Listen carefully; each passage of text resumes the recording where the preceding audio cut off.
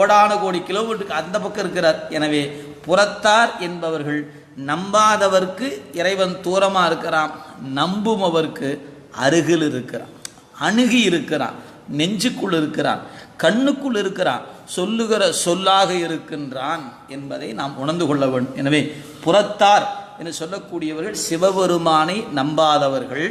அதுக்கப்புறம் இப்பிறப்பு அடுத்த பிறப்பு இவற்றை நம்பாதவர்கள், அவங்களும் புறத்தார் தான்.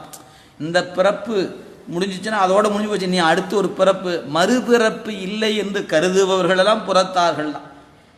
எனவே அவர்களும் புறத்தார்கள்.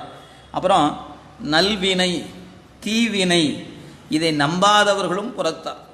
நாம் இன்னைக்கு செஞ்சோம்னா அந்த செயல் நாளை பயன் தரும் என்று நம்பாதவர்கள் புறத்தார்கள் தான். எனவே நல்வினை தீவினை என்பதை நம்பாதவர்கள் புறத்தார். முத்திப்பேறு சிவம் தருவது இல்லை, எனக்கு நானே பண்ணிக்கொள்வேன் என்று சொல்பவர்களும் ஒரு வகையில் புறத்தார்கள் தான். எனவே இறைவன் தான் முத்திப்பேற்றை தருபவன், அந்த உண்மையை உணராது எனக்கு நானே முத்திப்பேற்றை நான் ஏற்படுத்தி கொள்வேன் என்று கருதுகிறவனும் ஒரு வகையில் புறத்தார் தான் என்பதை புறத்தார்க்கு சேயோன், சேயோன்னா தொலைவில் உள்ளவன் அர்த்தம்ங்க. எனவே அவர்கள் அடைவதற்கு நீண்ட காலம் ஆயிடும். எவ்வளவு காலம் நமக்கு தெரியாது, எத்தனை கோடி ஆண்டுங்கிறதா நம்ம கணக்கு தெரியாதுங்க.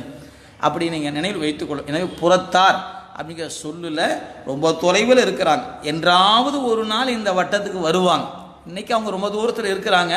ஒரு நாள் அதாவது இறந்து பிறந்து இறந்து பிறந்து உழன்று கொஞ்சம் கொஞ்சமாக பக்குவப்பட்டு பக்கத்தில் ஒரு நாளைக்கு வருவான். இன்றைக்கி தூரமாக தான் இருக்கிறான். எனவே நாம் நேற்று தூரமாக இருந்தவங்க தான், அதை மறந்துடக்கூடாது. இது புறத்தாருக்கு செய்யணும்னா அவருக்கு தான் தூரமாக இருக்காது. ஐயா நானும் நேற்று அங்கே தான் இருந்தேன் ஐயா, இன்றைக்கி தான் அந்த சாமியை நினச்சி கொஞ்சம் பக்கம் வந்திருக்கிறேன். எனவே இப்போ நாம் பக்கத்தில் வந்துட்டோம், நேற்று நாமளும் தூரமாக தான் இருந்தோங்கிறத மறந்து விட வேண்டாம். எனவே புறத்தாருக்கு சேயோன் அப்படிப்பட்ட அந்த பெருமான் என்று குறிப்பு. புறத்தாருக்கு சேயோந்தன் பூங்கழல்கள் வெல்க அப்படின்னார். கரம் குவிவார் உள் மகிழும் கோன் கழல்கள் வெல்க.